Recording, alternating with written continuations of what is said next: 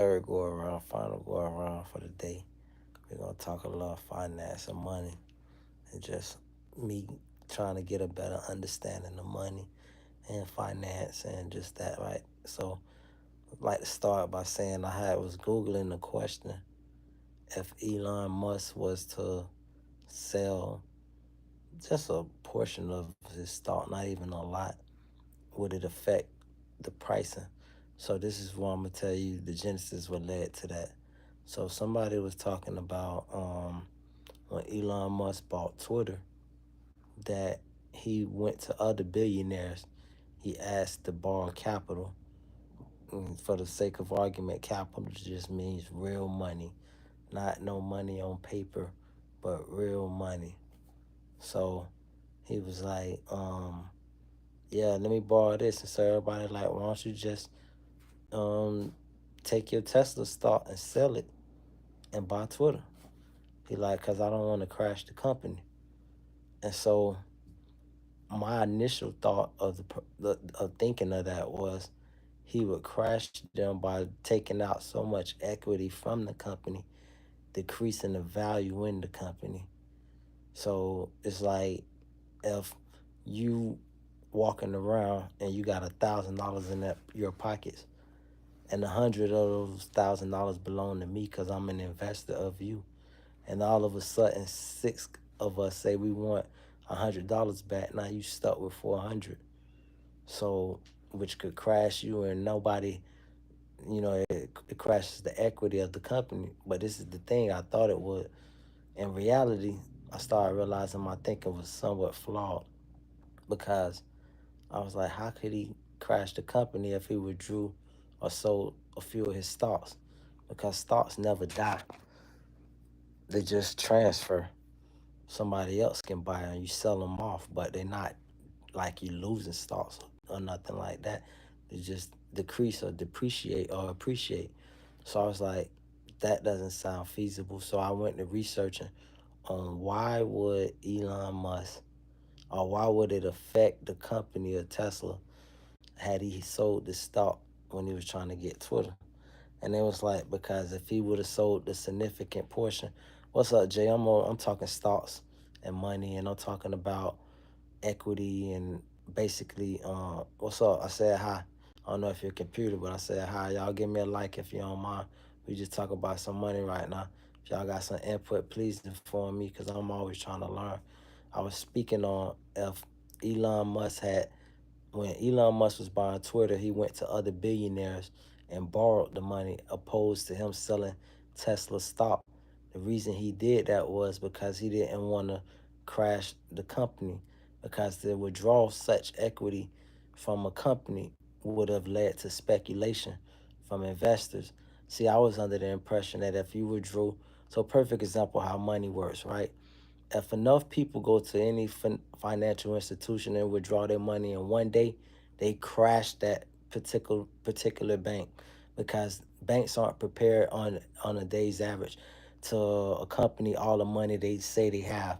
A lot of people don't know that they is pretty much risk assessment, to where you're betting on air. You ever bet somebody without money in your pocket and hope that you win and don't lose? It's pretty much what the bank does. So if Elon at the time had took the money out of Tesla when he bought Twitter, he would have crashed the company due to speculation. It is not like he couldn't find other buyers to buy in, but people would have started to ask themselves, why would he sold that much? The reason I said that was because I started asking myself, if I sold my Tesla stock to my brother and then I bought it back, I was trying to figure out a way like what would be not insider trading. So it said the IRS call that a wash sale.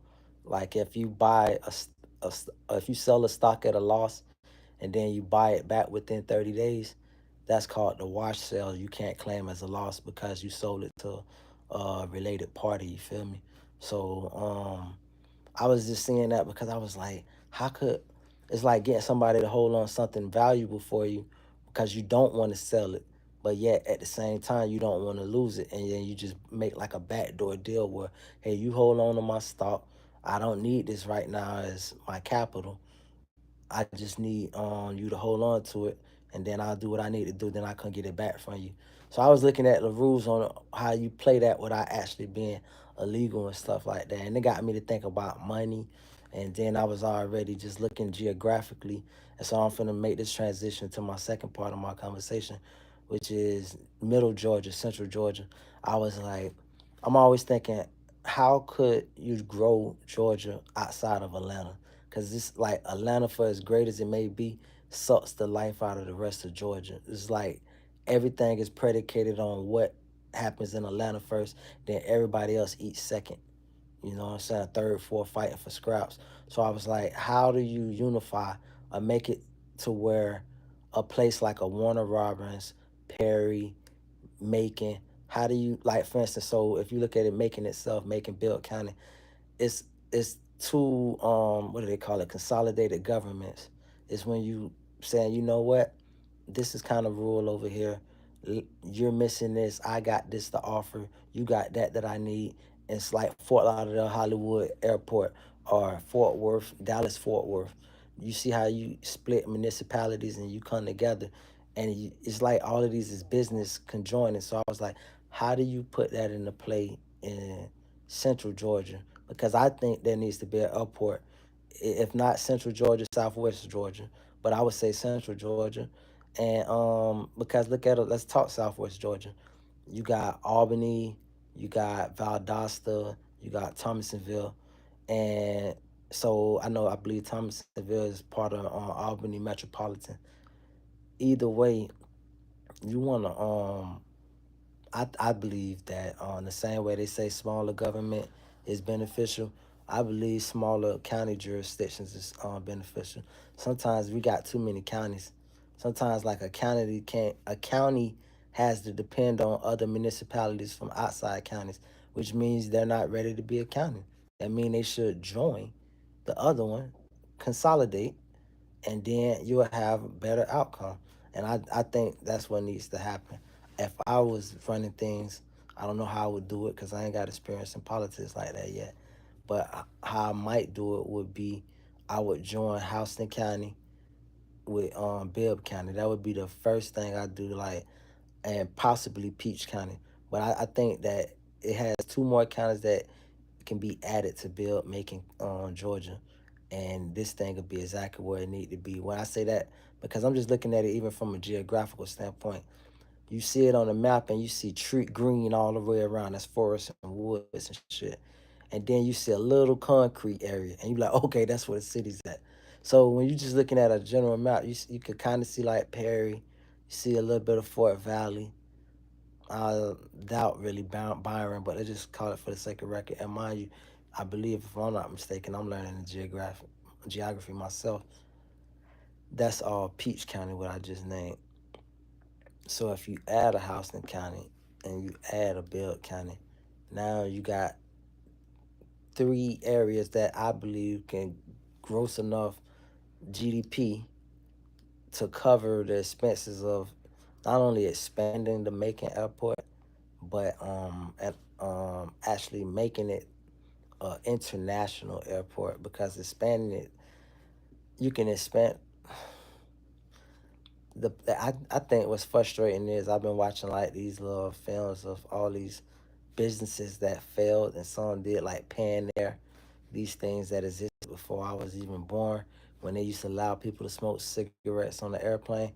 And you look at, I was looking at a video of why Southwest Airlines is failing, because it was this guy, he did a hostile takeover of the company, and he just said, you know, we're gonna have to spearhead campaigns to where we make the seats closer. You know, things that Southwest never did that other airlines did. They started doing to cut costs. They had something where they had a no firing policy where they wasn't laying off nobody, no matter how rough times got. These is things that made it like a small mom and pop company, but relatable. But they sometimes you got to cut the fat in places. I say that to say airports aren't innovative.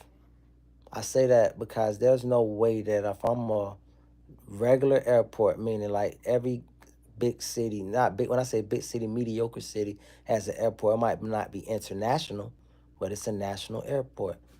Well, why doesn't that airport have major airlines coming through them? I mean, they don't have to be the hub for that airline, but you can't tell me that if I'm making, I forgot what they call it, making regional airport, that I can't go to Delta and say, hey man, I need 3 routes here a week. 3 routes. You don't even have to fly. What if a Delta plane, and mind you, I don't know how many of one particular plane, but I'm just saying, if Delta can offer 10 flights from Atlanta to wherever you can think of per day, why can't Macon get 1 flight per day? Not even 1 flight per day. 3 flights per week. That means 10 times 7 is 70 flights. And all I'm saying is 70 flights out of Atlanta, 3 flights out of Macon, in and out. That wouldn't hurt the schedule. That wouldn't cause no confusion. It would grow the business. Every airline could do that, whether it be, so if it's somebody who knows somebody working with an airline, whoever powerful might see this, go to an plane executive or whoever running the business and say, hey, why you guys can't do little mini hubs where you offer 3 flights to the regional airports? It ain't like they don't have a tarmac for you to land on. You don't have to station your plane there like most big airports. Most of the airplanes, you gotta ask yourself, these people, like these airports are massive because they house planes there. Planes are, you know, getting maintenance and every other thing that might be going on. A lot of these airports, they have packages flying in. UPS, people don't even think about UPS having planes and FedEx having airplanes. These places, these companies be having little off sites. And that's another thing that could grow the airport. Start recruiting DHL or whoever else that does commercial flying of packages and delivery and shit, and offer them your city up and your airport space. Buy space, buy surrounding acres, and say, hey, we have 5,000 acres ready to be developed for, or we have, or buy your own five. How about the county? And this is what county and city government plays in, and the investors. County buy up the property that's around the airport of Freeland. Build your own hangars, right? Build your own hangars, and then start inviting these companies in. Hey, hey Delta. Hey, whatever other airline. Hey, can you fly 3 flights out of my airport per week? We have hangars that you guys can use if you need any maintenance. We have a tarmac what we got over here for all income is going to be free set hours. Da, da, da, da. And now what you've created is a part-time international, not even international, because that can be a little confusing if you don't have the staffing as I guess used to people leaving the country. I never flew out of the country before, so I don't know the protocol on that. But I do know domestically, a motherfucker would love to come to Macon, Georgia, and fly back to LA, fly back to New York, fly back to Miami, and not have to go into Atlanta if they're not going there for a specific reason. You feel me? So I just say that because I'm always thinking about the business side of shit, and I think it's aggravating as hell. If I want to go get on a plane, I got to drive 100 miles to the airport. My thinking of that is, if I got to drive 100 miles to the airport, bitch, I might as well keep driving. 100 miles in, nigga, I'm already in. I got the road mentality. The most I could drive to the airport, 10 miles. 20 on a crazy day. Outside of that, shit, anything further than I'm ready to hit the road and make this a road trip. So I think for the greater good, that would be tight work. You feel me? I'm letting y'all see exclusive shit right now. Normally I just my picture and I be sitting in my little truck. But I'm being lazy right now. My baby, she won't let me up. So that's why I want to take her out today. I've been trying to, but I seen a something too on Facebook. Girl say what she said. She said parenting is kids need a schedule, kids need discipline, and they need to eat real food. And I just took it personally. She wasn't talking to me, but I felt offended. I was like, man, this girl go to sleep at 4:30 in the morning.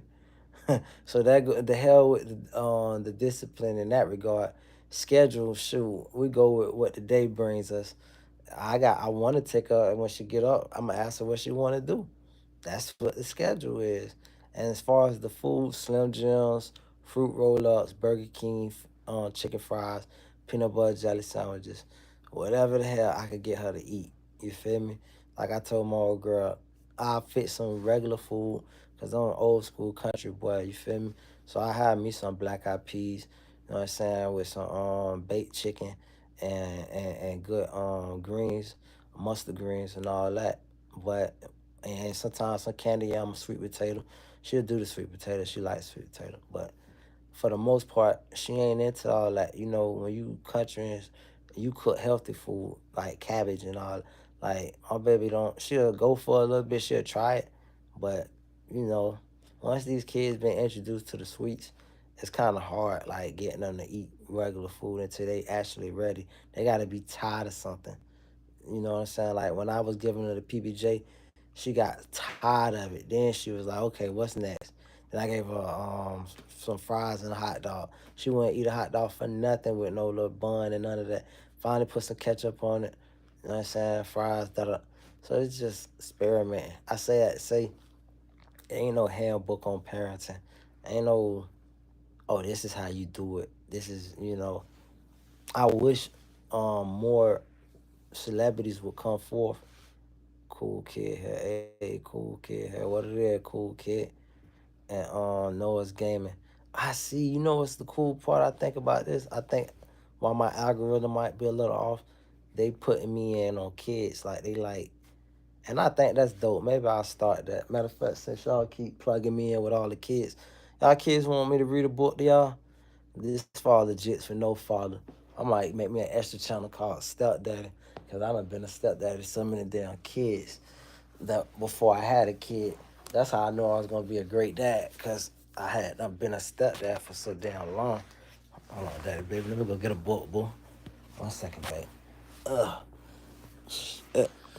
Get up. See what we're gonna read y'all kids. Now we got big books, kids. Let me see. I got the Marx Brothers scrapbook. I got The Power of Myth by Bill Moyers. I have, but it look like drink a little bit. Americans at War. I think I'm gonna read that. Yeah, let's read that. I'll get a little history going. You feel me? Americans at War, 1975 through 1986, an era of violent peace. Daniel P. Boger. Let's take a look at this. And I got where I can turn it. Oh, I can show y'all this. I know to get turned around. You feel me? Daniel P. Boger. Got out, you did. Type work. They're like, oh, that nigga finna read for real. Let me get up out of here. No, I know that was a nigga. They say niggas scared of books. Yeah. Niggas is scared of books. Maybe I could get me a job reading, cause I always wanted a job. I want a job on the news, bitch. I'm jealous. I need a real really. I don't want a job on. I want to run a news station. I know the perfect place. I got the perfect location. Spot is already set up. Just don't have the capital to buy it. But anyway, I got the business model and all. But anyway, let's do it like this. Why is this not focusing? I can't read through the phone. I gotta point it at it and look at it because it's not focusing. Captain Arthur Milano looked out from the cockpit window as the last few passengers ambled aboard his C-130 Hercules transport. He checked his watch, 0358, 29 April 1975. Soon he would be out of his eerie place. This city was a noose around his throat, waiting only for the rope to snap tight. Milano noticed that the predicted squall line seemed to be rolling in right on schedule. The sky flickered along the horizon, illuminating banks, somber clouds. Gee, that thunderstorm is getting a little closer. It's moving toward the field, said the pilot to his deputy. Milano watched the lightning flare white, red, blue, and green. It seemed odd, but it was not an act of nature. This storm came from men. The clutch of 122 millimeter rockets arced in from the muggy, overcast night, faster than sound, split in the darkness over Tan Son Nhut Air Base and roaring down to erupt among the concrete aprons and buildings of the American Defense Attache Office, the former home of Military Assistance Command, Vietnam. One rocket impacted below the high wing of a hapless U.S. Air Force C-130. The plane carried a 15,000-pound BLU-82 bomb, and the runway brightened with a searing white light as the brilliant fireball engulfed the doomed plane. A wing cartwheeled crazily skyward, silhouetted by the blazing wreckage. Another hostile shot crashed into a fuel truck, which split open a geyser of yellow-white heat. Shit, I can almost rap off this shit. Damn, that's kind of fire. They adjectives is spectacular. He's describing the hell out of it. Fire brewed up in the shattered hopes of the buildings. All over the compound, and the dancing flames cast a lurid light on the frantic running men and careening vehicles and aircraft that raced and fro under the to and fro under the murderous surprise attack. I love the fucking vernacular and language this man using. Captain Milano raced his engine and ordered his remaining passengers to get aboard or stand clear. The loadmaster slammed the cargo hatches and began to elevate the ramp as Milano started to roll down the cluttered, broken runway. Rockets peppered the straightaway in front, behind, and beside the Hercules, but the American Flyer did not hesitate. Milano slammed his four throttles forward and roared over the runway, skirting and battled anti-aircraft emplacement as he urged the laden plane off the deadly runway. As Milano took off, rocket casing fragments and jagged debris whirred through the air. Impact flashes lit the compound like maniacal strobe beacons. Thunderous cracks of explosive split and cement marked the sites where the bit rockets sighed to the earth. Smoke and torn pieces of damaged American and South Vietnamese airplanes blocked the runways and burned on the parking areas. Two South Vietnamese Air Force VNAF C-130 struggled down the crater-littered runways with panicked passengers pushing frenzied soldiers out of the overload craft. Get the fuck out of the way! I'm gonna add like animation with this shit. Matter of fact, as I read this bitch, I'm gonna be like acting this bitch out. Let's see. They like, get the fuck out of the way! Passengers pushed frenzied soldiers out of the overload craft as the transport waddled and launched out of the blazing madhouse. A VNAF twins engine C7 Caribou tried to leave on only one motor. That bit like that bit was like, them niggas like, get the fuck out of here. Flipped off the shattered tarmac, that bit boom, to explode on the grass strip beyond. Meanwhile, the North Vietnamese gunners continued to rain 122 rockets until the stricken. Hey, we see your condition, motherfucker. Shattered tarmac, gunners continued to rain I-22 rockets until the stricken base, augmenting the initial barrage with 130 millimeter rounds with big M46 field guns south of Saigon, the final agony of Vietnam. And they were listening to Wu-Tang like, motherfuckers, we thugging out of this, man. One of the first projectiles screamed directly into security post number 4, erasing the two young Marines who had been manning the sandbag RP. Corporals Wilson Judge and Charles McMahon died instantly. American Army Captain Stuart Harrington described what he saw. The twisted motor of the 122 rocket lay in the center of a charred hole. A few meters away, a pile of twisted and smoking motorcycles and other vehicles gave mute testimony to the force of the explosion. Look at the words. Mute testimony. Like, this shit is poetic. Like, imagine watching a mob movie and a motherfucker tell a bitch. I heard a motherfucker say one time in a mob movie, he say, if you don't pay me what you owe me, you'll never owe nobody else. And I thought that was so dope. It was the most passive fucking, you can never issue a person. You will never owe nobody. You let them read in between the lines. Imagine a motherfucker say they gonna snitch on you, say, okay, go ahead, offer your mute testimony. I'm just putting it in a sentence now for what I just read. I never even heard that terminology before. That's like when a person say they walk, like right now, my words are falling on deaf ears. That mean nobody listening. It's just the wording of how you can put shit that just be like, just everything to me though. But anyway, and you know, I'm gonna say this too. I gotta say this real quick. I'd be remiss if I didn't say it. niggas be capping out here. Like, I'm in the midst of telling a great story, but I don't think we had too many celebrities that made it without doing. I'm gonna just call it. Damn, it's a Sunday. You really want to say that? Fuck it. It's a reason these niggas. How do I say this shit? Okay, I just say this much. If you look at, mind you, because I'm an old nigga, but I'm relatively young in the sense of this time has just been flying. And we looked up to these niggas, and then you get grown and you saw these same niggas be living. Sometimes you view them different, or you just get grown and you get of age to see things different. And you start realizing, man, these niggas never was the niggas we thought they was, man. These niggas, like, if you think about it, if you blew up as a 15-year-old or 16-year-old, you done had a camera in your face and notoriety and making money that motherfuckers ain't making at McDonald's and Home Depot since you was a teenager, and you been in the camera's eye, that mean you ain't been in the streets. Because if you was in the streets, you couldn't have been in the camera's eye. Niggas ain't in the streets doing shit on camera. Not these days they is, but in the 2000s, niggas, no. Niggas, because they had big camcorders. Niggas could sneak and just pull out a camcorder and shit. So most of the niggas shit supposed to be in niggas' minds only. You feel me? In other folks' minds. But not on no actual this and that. And so with that said though, I mean, occasionally you have folks that documented probably stupid niggas and this and that, but for the most part, niggas ain't got that on film. This the point I'm making. When you don't never think that niggas didn't make it in this life because they didn't have to grind. Niggas ain't want to suck nobody dick. You think about these niggas on dope and drugs and all that shit. These niggas done got, like, it's funny because niggas would be giving niggas pictures of the shit without actually saying it. Like, I think about Rick Ross Maybach Music 4 with Neo, where the nigga said niggas get abused like boys at Penn State. The greatest that ever did it decided my own fate.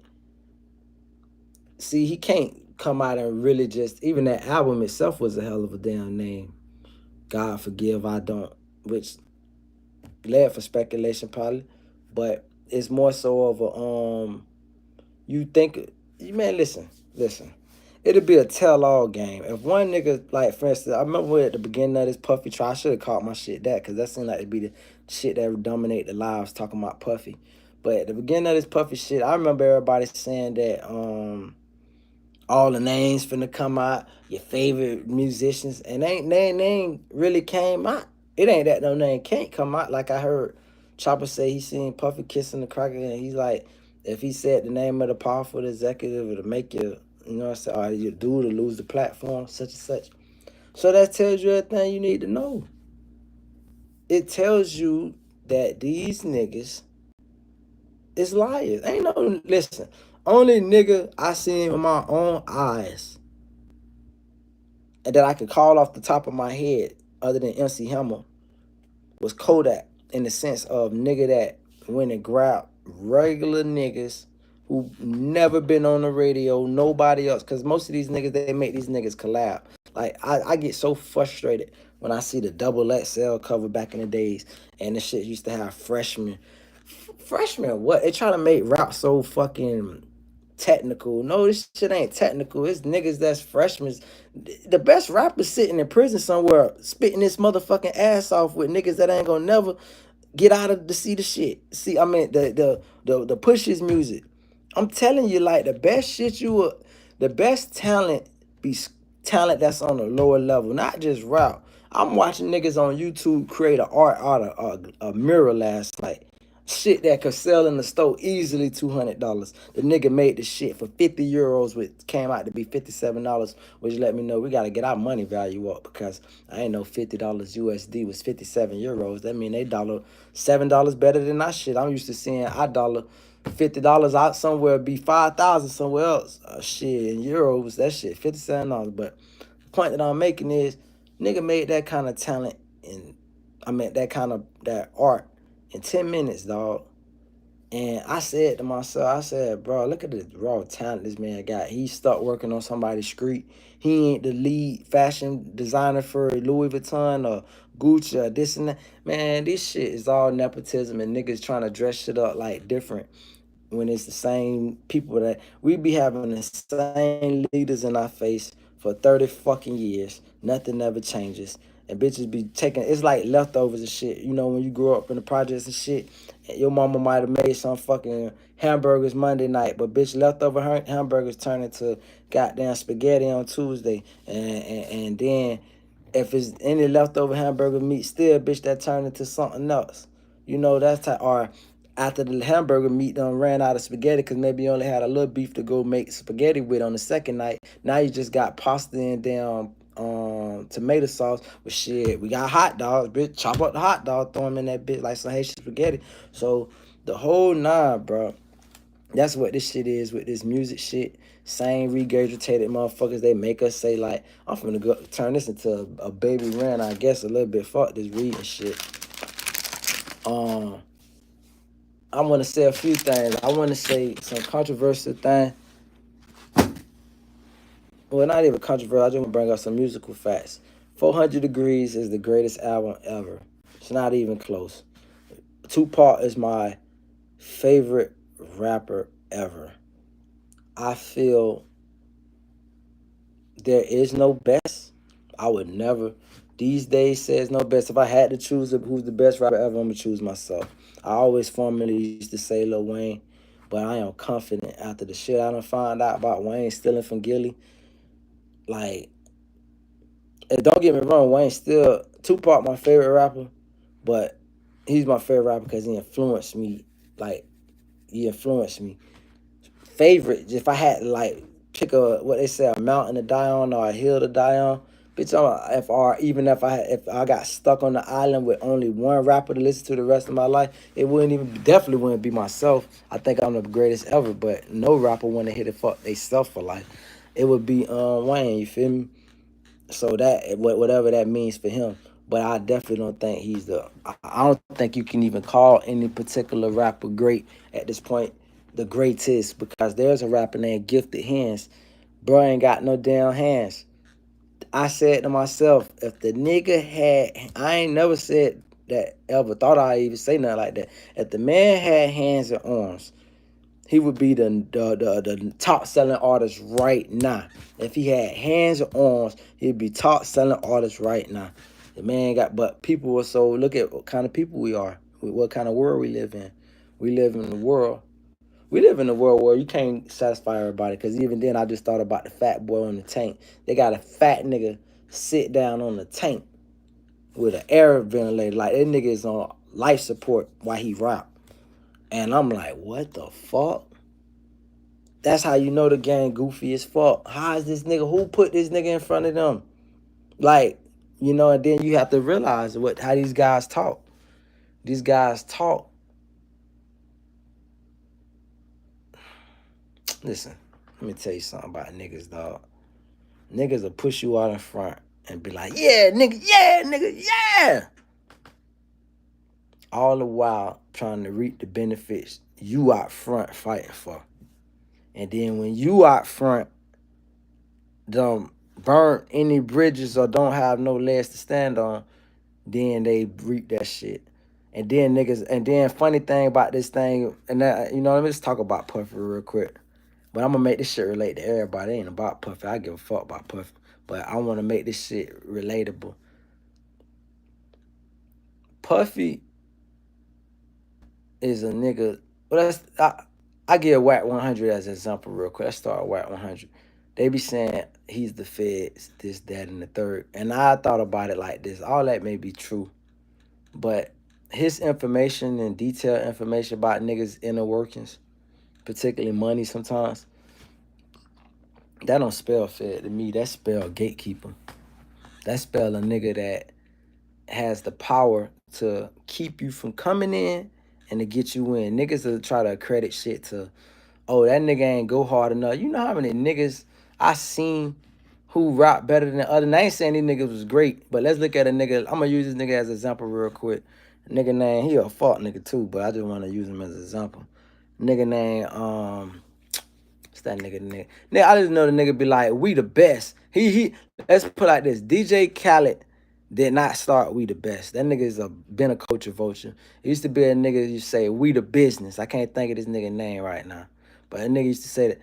This nigga, they got old school filming this nigga at Rolex passing out his CD. And Club Rolex wasn't no fucking club. You just wanted to be fucking hanging outside of, bitch. Nah, hell to the fuck no. It wasn't like KOD, which is more friendlier to out of towners and shit. Just the location alone right off 95. You can run your scary ass right back on. No, nigga, Rolex all 27. You feel me? You got the projects was right there, you feel me? So for a nigga to be out in the parking lot, Club Rolex, passing a CD out, nigga, you was a nigga that got ambition. You trying to make it. You out there with the killers passing your CD, saying, hear my shit, listen to my shit. And that nigga never made it. Only thing he got was DJ Khaled to steal from him. So it's like, and that's all that happened with any nigga. I'm listening to Chopper tell the CD right. He wrote Shake Your Tail Fella. I'm pretty sure Nelly knew that shit wasn't Puffy song, but Nelly didn't give a fuck. All these niggas that we call our idols and celebrities, man, it was way better talent. In every era, it was a nigga out rapping your favorite fucking rapper who was getting blackballed or wasn't willing to suck no cracker dick. And you could bet that. You feel me? That's just really where we stand at. That's why I couldn't get on, because I'm too opinionated. I didn't wait to turn crazy like Kanye. Kanye motherfucking waited till he got his money. This is a smart nigga. That nigga got rich and then he gave y'all niggas his opinion. Now don't get it twisted. He said he gave you a glimpse of who he was when he kept it 1K. He said George Bush don't like black people. The greatest moment in TV live stream I could think of offhand. And that was a genuine, legit guy. But then he touched that money. They let him touch that. They say, man, listen, you already in the game, right? Because by that time when Kanye said that, nigga got through the wire already done drop. He done did all producing for Rockefeller. He done made at least $1 million. So when you don't touch that kind of money, it's like, okay, nigga, we necessarily can't stop you.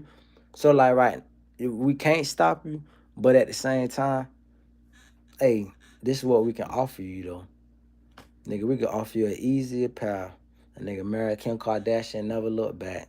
Bitch, Kanye is literally what he said, uncancelable. You can't cancel him. Niggas hate on him on all their morning shows, talk shows, say, make him like a fuck nigga, crazy nigga, this, that, and this. And yet the nigga is always making money, which makes him relevant all the time because nobody wants to talk about a broke nigga. So, bitch, that's where we at with that. Think about how many great MCs are broke niggas and they never get mentioned or talked about. Cause their background gonna look similar to mine, if not worse, bitch. Cause I'm doing better. So fucking, that's what I'm talking about, fam. Like these niggas is gracious workers, and there's nothing wrong with being a person that went to college or a person that educated yourself and say, well, I have a administrative job and corporate media job. But when you get out in the front row, like you call them niggas, what do you call them niggas? Front runners. When you do the front running, the broadcasting type niggas. And then you be like, man, y'all niggas ain't grind hard enough. You niggas is fuck niggas who liars. You was with the fuck niggas who was raping niggas for deals. How do you niggas not know that? You was in them rooms. Which made me think when niggas act like they don't know it, they was, I don't want to start hinting at no shit. I'm gonna just say what I say there and leave it at that. If like Charleston White said to the what he said, how he worded that shit. If it's something such and if I such and such and it hit you, then if I throw a rock and it hit you, then holler, something like that. But if you was in the room with them same niggas that were raping niggas, you can't never say that another nigga didn't go hard, nigga. Cause you nigga, you took that sweet deal, nigga. You know what the sweet deal is, nigga. Nigga wasn't on no sweet deal. Nigga was on, bitch, you gonna give me me. If not, I'ma fuck you up type shit. And I'm talking about in the younger days, I'm a daddy, I'm a old nigga, I'm a laid back, philosophical poet at this point. You feel me? But I just simply say, and I'm trying to, matter of fact, I'm gonna try to talk for 20 more minutes and I'm gonna make sure I don't curse one time. I wanna try to engage myself and without cursing, because I hate when I go back and looking at what I be saying. I be having great points and then I'm cursing every 5 words and I'm like, man, that make everything I said sound so cluttered, said so cluttered, because all you can hear is the cursing every 5 minutes. So I want to try to eliminate that from my vocabulary. Having said that though, I feel it's unfair for a person who made it to tell another person who didn't make it in that regard. Mind you, made it is like time, a concept. it's relative. What has made it, you know, because you got people who make $5 million a year, but their overhead is 10 million, so they in debt. They're living worse than the motherfucker who put up X amount of dollars a year because they're operating out of the negative. So to the eye, person see that person living big whoop that bitch to the eye, but if they shit ain't aligned with they if they saving ain't aligned with they spending, then their lifestyle ain't as gonna be as good as like a person who put their money in the right places. And I say that too to say, because I started this conversation off financially. I've been in a situation where I'm gonna keep that private between the lawyers that spying on my page and myself until we finish up things where it can be spoken on. But outside of that, in the midst of that, I'm kind of like in the eye of the storm where I'm plotting on being a business owner, and I got so many bright ideas on how I want to put things together. I just don't have the capital. And however I get the capital, whether it be years of work or whether it be what I get from after I finish my Western, because y'all, oh yeah, we're finishing up now. I have all the distractions out of the way. I'm ready to get things the ball back on them, get back on the ball. But once my business come into play, and I'm glad I got y'all attention again. Once I the business come into play, then that's when I have the capital to put the business together that I want. But I just think that's it's not a fair assessment when a person who is I mean, it's just real simple, bro. If you've been a professional artist or somewhere and you've been in the rooms or been around it enough, you done seen the ghostwriters. You done seen this game ain't what it is and what it look like. You done seen this shit. First of all, what make rap music different from any other genre is it's the only genre that is ran by an outside race. Fucking black people don't run rock and roll. We don't decide who the fuck the top rock and roll artist is. We made rock and roll, no doubt, bitch. We made all the genres. Duh. Bitch. Look Richard to tell you, nigga. Godfather of rock and roll. Shit right here in Macon, bitch. So, but the thing is, we made all these things just like we made lights and shit and um and traffic lights, and we don't own no traffic light companies. Made the telephone, bitch. We don't own no cell phone companies. Ain't that some funny shit? We made all this shit, all these patents, which is confusing because you would think it'd be patent infringement on every telephone company. If I invented the first telephone, I don't give a fuck if it was landline. Bitch, I invented the technology. You got motherfuckers that'll put a patent on your blood out here. Nigga, take your. That's why I'm telling a fun crazy story. For the longest, I avoided shit that like with blood. You feel me? Like giving blood, this, that, that. Now, even though I gave blood one time back in the days when I was 20, and that was one of the worst experiences of my life. But I did it for a good cause, whatever. But for the most part, when I found out that medications could be made off of people's blood and how their blood is the gene cells that's in their blood, and I was like, wait a minute, shit, damn. Why the fuck I might have a million, billion, $1 trillion blood. That'd be the key to whatever. I ain't finna let another a scientist in a lab figure out how he can genetically mutate my shit and then create something and put a patent using my shit. And then I fucked around and met a fucked up woman and I was help paying her rent, going to CSL Plasma, getting them bitches my blood and shit, my DNA. You feel me? And them fucking up my own, leaving down and some shit like a track on my shit. So I had to learn. You feel me? But back to the music part, you got folks that's in the game that they seen that this shit is not what it's seen. This shit is all make believe. And yet they will have the audacity to be like, oh, I don't, that nigga ain't go hard enough. Man, niggas out your clique was going harder than you.